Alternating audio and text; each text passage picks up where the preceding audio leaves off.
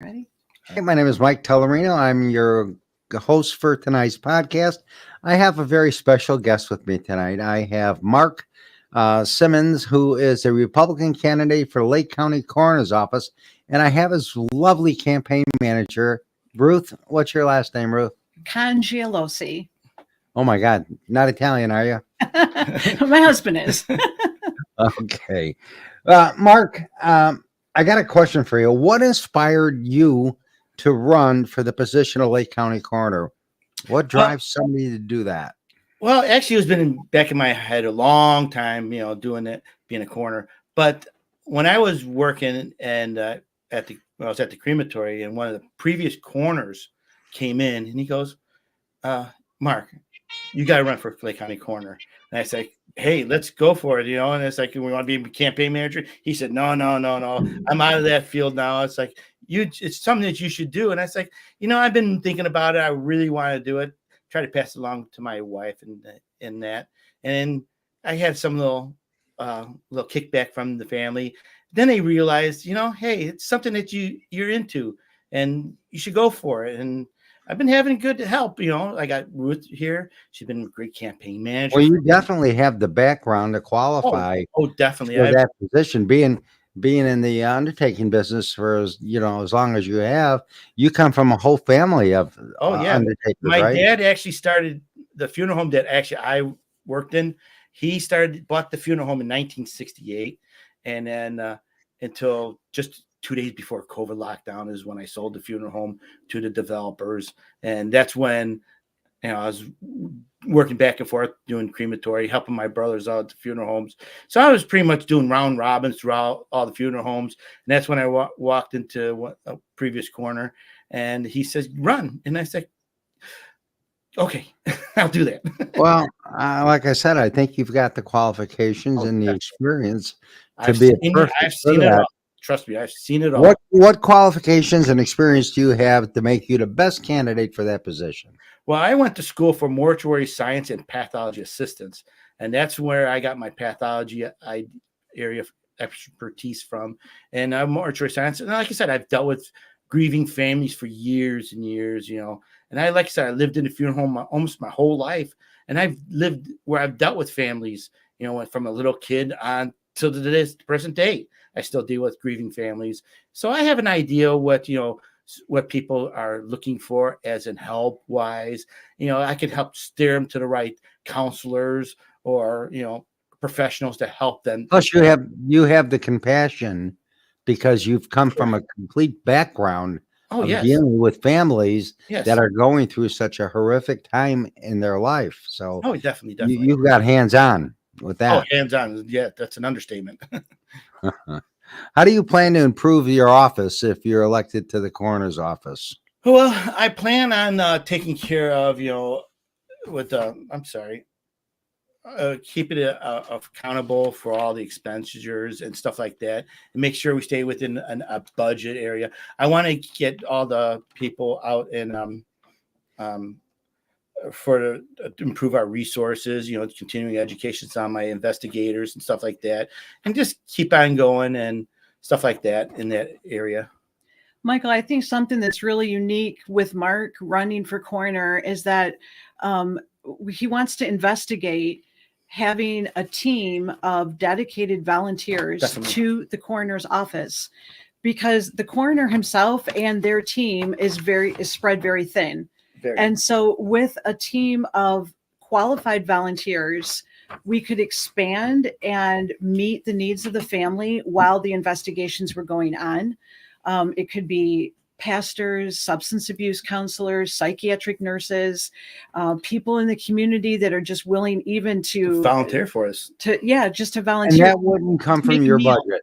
No, that would not come from our budget. And you'd be surprised how many pastors, drug counselors, they want these people to come and talk to them. They want to help you. They want to take care of your problem. Even though you have a smiley face on, that doesn't mean that you're all. That is the most horrific time of their life when they lose a loved one. Definitely. I mean, we've all been there, I'm sure, and we know how traumatic that could be, and how the implications that it can have on you yourself. So yeah, you're absolutely right. I couldn't agree more with you. And then you have the community helping the community.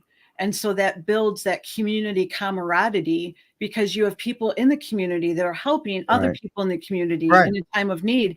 And it just builds a very mentally sound and a very healthy community for everyone to continue to tell their story in. That's right. Every life has a Well, story. yeah, I can imagine. How do you intend to address any gaps in services that, I'm sure there's things happening in the coroner's office that you're not comfortable with. You'd like to see change protocols. Tell me about that. Well, I want to assembly events like at local schools, like the high schools, where they might have had a suicide problem or a drug problem. And I want to get the professionals in and do assembly with the whole school, like they used to do in the back in days when I was younger, and just get the professionals, myself, other professionals that are in this field, and help the community and teach the kids at a younger age to, hey, you have a problem, we'll help you. Just let us know and we'll come out and help you. Yeah. That's the Mark, key. what are some of the biggest challenges right now with the Lake County Coroner's Office that you'd like to see change? I would say the Yeah. one that we've been talking about a lot, transparency, Yeah. accurate death investigations Yep. that would include mental health issues Correct. on the death certificate, Oh, Right. definitely. not sweeping it under the rug and saying, oh, this was all a virus, or this was all Yeah. this, or this was all that, but really being able to say, hey, mental health is a real issue and it contributed to this person's death. Definitely. Well, there need to be some changes in that respect, because I know I face it a lot with the veterans that I deal with, that commit suicide because of their PTSD. The family would ask them, well, it's not on the death certificate. How come? Yeah. And there's no rhyme or reason why. I mean, if it's an apparent suicide, give an example. If it's a self-inflicted gunshot wound, I mean, Exactly. Yeah, and if they just come back from overseas and stuff like that, and then there's a thing of they've been to counseling about that, I say, yeah, hey, it should be on there. If there's a paper trail saying, hey, I've been to counselors saying, hey, I've been having depression, I've been doing this, and there's a record of it. Why shouldn't that be also on the death certificate, taking care of that and right. the death certificate? I know there's certain things you can put on death certificate, but there's not all the stuff you cannot put on death certificate. Right. How is your relationship? What would you do to build your relationship with the police department? Because you interact with them all the time, whether it's the investigator coming in to learn about a death that you have on your table, or whatever. One, I would have them use their expertise and knowledge, and combined with my expertise and knowledge, and even the fire department and other resources that will combine our resources together and say, hey, this is what's going on, and this is how we can take care of our situation, and combine our resources and our knowledge. And because Mark's been a funeral director in the area for over 30 years, and Yes. his family, even, obviously his father before him and his brothers, and he already has my kids are licensed funeral directors. Exactly. He already has a relationship with a lot of the police and the first responders. And so we intend, after Mark takes office, to have some open houses and to have some, welcome, come meet Mark, and let's build a relationship built on trust, community, built on transparency, built on the community. And thankfully, it's not starting at ground zero, because he already has so many of those relationships already established. Yep. Well, I guess the important thing is for you, when you get somebody on your table, somebody is deceased, you're the one that's going to make the determination whether it was a suicide, whether it was by somebody else's hands or whatever. So you really have a very big part when there's a death and the police department comes in and talks to you. You got to be able to educate them. Oh, definitely. I've already had that problem before, where the police department came in and they release the person and it's like, hey, this is a natural death, and you turn around, roll them over, and it's like, it's not natural death. Not with that gunshot to the back of his head. No. Yeah, I've had that happen many times. Yeah, I've had that's, one that's where just crazy. they've had it where it was carbon monoxide, and the unexperienced police department didn't realize it was a carbon monoxide poisoning until, when I opened up the bag, it's like, hey, this person's dark red. And it's like, that's carbon monoxide poison. I didn't know it until I talked to the family. And they said, yeah, he's been dead for a couple of days, and then the apartment and the stove was on. And it's like, oh, explains a lot. Yeah. That's why your role is so important. Exactly. If you make the wrong diagnosis with that death that's on your table, you could be incriminating a person for a murder that he had nothing to do with, or you can exonerate somebody who is actually the culprit and committed the murder. So your findings you have to be right on the money. Your job is so important. So I can see how you would work so closely and have a great relationship with the police department. Exactly. Yeah. Because they have to trust your judgment 101%. Yes, they do have to trust my judgment, but also have to trust their judgment. And Right. like you said, sometimes these new rookies, they get in there, they don't know what's what, and then sometimes you have to explain it to them. It's like, hey, dude, this is how it is. It's like, you're in the right ballpark, but this is what I found, and put in your memory bank for later on when something like this happens again. Right now the present coroner, she didn't do anything like that. She didn't talk to the police department. She has no clue. I think that's one of the things about Mark that I'm impressed with is his ability to communicate to others to make sure that he gets to exactly what is the story, and let's tell the story accurately, because even in death, this person has a story that needs to be told. It needs to be told accurately. Mark, you're a very easy guy to talk to just from our brief conversation. Now you seem like you're a real down to earth, real person who really knows what's lacking with the current office for coroner. So, would you do anything to educate your people more? Is there any better equipment you'd like to see in a coroner's office? Well, there is actually, they do continuing ed here and there. And actually, I would get more of the investigators to do more continuing ed. I know there's the head investigator just came back from investigation the other day, not investigating, but the continuing ed conference. And that took a while. But, it's just teaching the guys and the girls on what to look for, how to look for. And everything is like on TV where, they shoot this laser beam and it came from this direction, that direction, and they circle around the building and hit the guy and drop dead, and it was the person 4 blocks down that way that did it. Right. It just doesn't work that way. No. How building the public's trust in your office has to be key. Yes, definitely. The families have to know that they would have to trust, but I want to give the families information, but you can only do so much and give them information. Let's say if it was a homicide, you can only give the family so much information as in what to do. And you say, well, this person died from whatever. And you can only give them so much, a brief information, but give them enough where they're happy and satisfied, but not enough to impede the investigation with the police departments. Because that's sometimes, that's a very fine line. It's a fine line, and you got to know where to draw that line. And the public, they want to know what happened too. And that's the same thing. You give them enough information, not to hurt the privacy of the family members, because sometimes that can be more detrimental to the families. It's like giving the person's name out. Exactly. And you got to be, it's like I said, it's a fine line to deal with there. I think one of the things that Mark's even asked me to do on his website is to put a community education, even on his website as he's running for coroner. We have a community education tab on there because so many deaths are actually avoidable and preventable. And so that's something that Mark wants to carry into the Lake County coroner position that's not currently there, or not currently, in your face, there is that community education. Yes. So when someone gets hit by a train. It's like, okay, let's get somebody from the railroad out here and explain to people, how do we cross this dangerous railroad track? You get a high school. People forget. Exactly. You get a high schooler that Yeah. commits suicide during finals. We need to get into that school and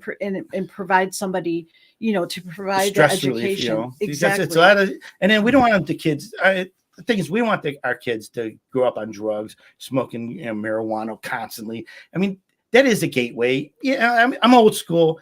It's marijuana. It's the drug. Come on. They do that, and then they're into heroin, cocaine, crack. It's and now it's fentanyl. Now we have don't start me with fentanyl. Oh no, me believe me, I know the feeling. We have I forget what the statistics are. Maybe you might know what they are of the number of exact statistics are there, but there is a lot. I mean, I hate to say it, it's in the worst ages right now is in my age group in the late 40s, early 50s, about 60s are dying of fentanyl deaths because they're not used to this stuff and they're taking and they're ODing on fentanyl. Come on. It's the crazy. thing is, they're selling it over the internet. They think they're buying an ecstasy pill and it's laced with fentanyl. I hate to say it, when I have these kids on the table, I keep on saying to them, I said, was it worth it? Was it worth it? Even though they're passed away, I'm still talking to them. And I say, is it worth it for you to take these drugs? I mean, yeah, but most of them, Mark, don't even realize what they're doing. No, that's the sad part, because these drugs are being laced with fentanyl. You think you're taking one pill and it's actually laced with fentanyl, and not enough on a match head is enough to kill you. Grain of sand. Yeah, exactly. I don't get it. And yet our borders are wide open.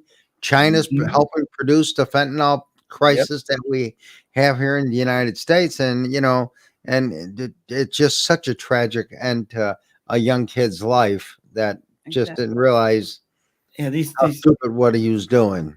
And this community education is just going to be so critical, I think, to Mark's position. And whether it's health fairs or whether it's going to assemblies at school or whether it's even at the coroner's office, sponsors, but we need to get the education out there because so many deaths are avoidable. And if we can get the community to understand that and to work together, then we can avoid so many unnecessary deaths. Ruth, I want to do a podcast with you because you got a hell of a background. Her husband also has a drug counselor also. And so he is also, you can't get them both on. Yeah.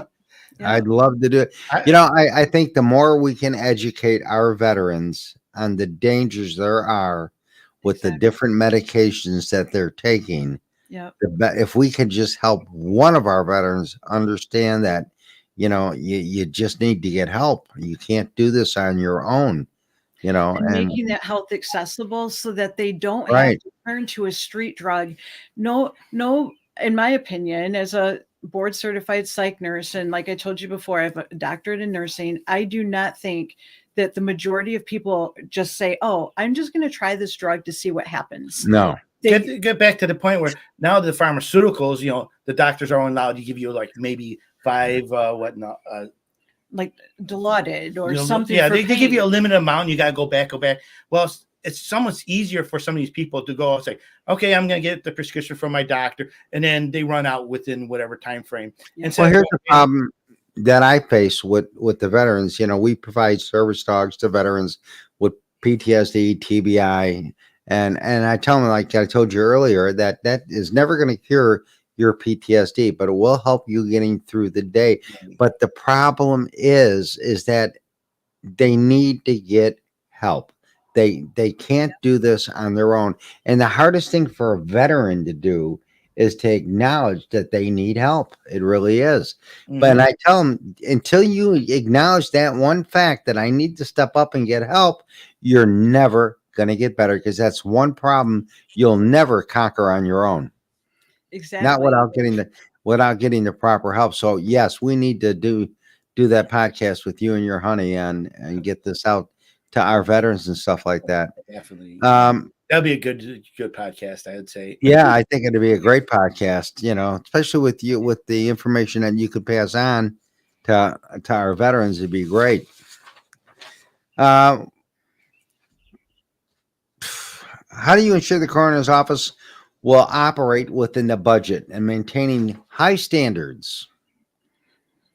Well, let's see. With the high standards, I would just like prioritize our investigations and keep them within a limit, because you can pretty much. Let's see, where am I at? Oh, sorry, I was itching. Sorry, we just totally lost our That's, place in the world for a moment. So it's a very informal. understanding the budget is just going to be something that I think Mark will be able to do once he gets into office. Yeah. But then using that like we keep mentioning, we'd really like to build a team of volunteers Definitely. so that help can be given to people outside of the budget without Right. having to increase the budget. Yeah. Exactly. And then to use some of the new things that are coming, modern forensic resources that coming in, and like I said, other corners in the area, get their take on what's going on, and they can also chime in and help us out in certain investigations. And because it's just not just Lake County, it's DuPage, McHenry, and all the way around. Even Wisconsin, Racine, they also come with help. Help us out and say, hey, we have this problem. What was you doing, and how did you take care of this, and what is your take on this? And we're all, as a funeral directing community and the county corners, we all talk to each other. There's like we're friends. No matter what side of this field you're on, you're Republican or Democrat, we don't care. We're for the community. Most of us. You got to build a team with That's anything you do. Their team is a part of it. Exactly. Without a doubt. And I can't.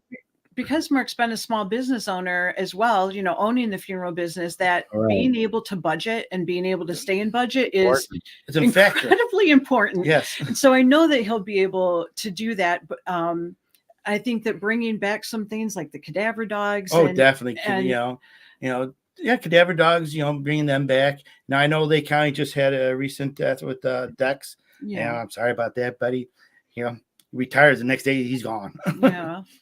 Yeah. But, the cadaver dogs in the community will help us, not us, but other corners in the area. We also, like I said, share our resources. If I need it, they do it. Same thing with the drug dogs, we'll. Mark, let me ask you a question. We lose veterans, like we talked earlier, 22 a day by suicide, but the number is really much higher. But it is. Why is it so hard for these coroners to put that suicide on their death certificate? Is there an issue with them doing that? Does it have any kind of? It has to deal with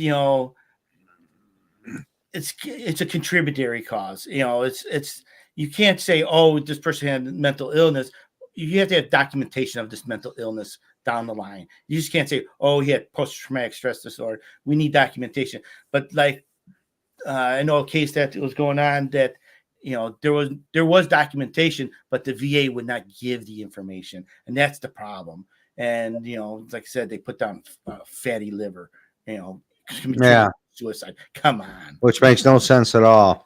Yeah. But I think also training the people under Mark. Yes, the head investigators and all that, they need to look at this stuff. They need to have a better knowledge of how mental health impacts death and dying, so that they can actually be more comfortable themselves saying, you know what, Mark, I'm not sure, but I think depression, I think PTSD, I think anxiety, I think some mental illness contributed to this death. And some people say, well, it doesn't matter. It's just a death certificate. But to the family, it does matter. Very much so. Because you're telling their story. You're telling the final chapter of their story. And like you and I talked about earlier, resources are also allocated based on the causes of death. And so getting those accurate, and that's, I think, the number one thing that Mark keeps talking about is accurate death investigation. Exactly. And like I said, every life has a story. That's right. And we're going to get the story out. Mark, what would you like to say in closing? Give our viewers a shot at who you are and why you want this. Oh, thank you, Michael. I thank you for this time and honoring me with you. And I want to commend telling everybody that I want to deal with accurate, thorough. I'm getting out of camera. Accurate, depth, thorough death investigations, and I want to incorporate it with community outreaches and stuff like that. And I want to say also, I want everybody to come out on November 5th, 2024, and vote. Vote for me and vote for all the Republicans out there. If you don't want to vote, and you're a good guy, Mark. Thank you. But I also do, if you can't vote on the 25th, you could do a mail-in ballot, and you can also vote early. And please come on. If they want to, if there's anybody viewing and they'd like to volunteer to help you win this campaign, how would they go about doing that? You have to deal with this girl right here. Ruth, that would be a pleasure. I'd volunteer just to talk to Ruth. Oh, well, thank you. So if you go to our website, which is www.marksymonds4coroner.com, people can put their address in. They can say, I want a yard sign. They can just ask for one of our flyers that talks about Mark. We have just all kinds of merchandise. We'll meet with them. We would love to do a meet and greet, go out to. Pretty much I'm coming out and seeing everybody who calls and wants to see me, except for Tuesdays and Thursdays. Don't do that. These are the worst days. Mark, you're a very hands-on kind of guy running for this. Definitely. Office. I'm 100% hands-on. It's not like you're stepping into a position that you know very little or nothing about. So no, I'm hands-on. Yes. Yeah, that's amazing. Mark, Ruth, I want to thank you for being my guest tonight. It was it was a great podcast. Mark, best of luck to you. I know you're going to sweep this and you're going to do well. You got Ruth by your side. You can't lose. Yep. Aww, Yep. Thank you. Thank you very much. And Ruth, don't forget, get in touch with me. Let's set up something for a podcast. Because, I need our veterans to understand more about PTSD and what they're going through and what they could do to get help. Exactly. And their families too. Yes. Families are the number one key, because it's not just the veterans, it's the family that is actually the primary help for that person. And if they need the right resources to deal with, to help that veteran to take care of their problems. Exactly. Well, again, thank you for being my guest tonight. It was an amazing podcast, and thank you. I'm hoping to hear in November that you're gonna ring that bell. That's our plan. Thank you. Thank you so much, Michael. Thank you. God bless. Thank you so much. All right. Have a good evening.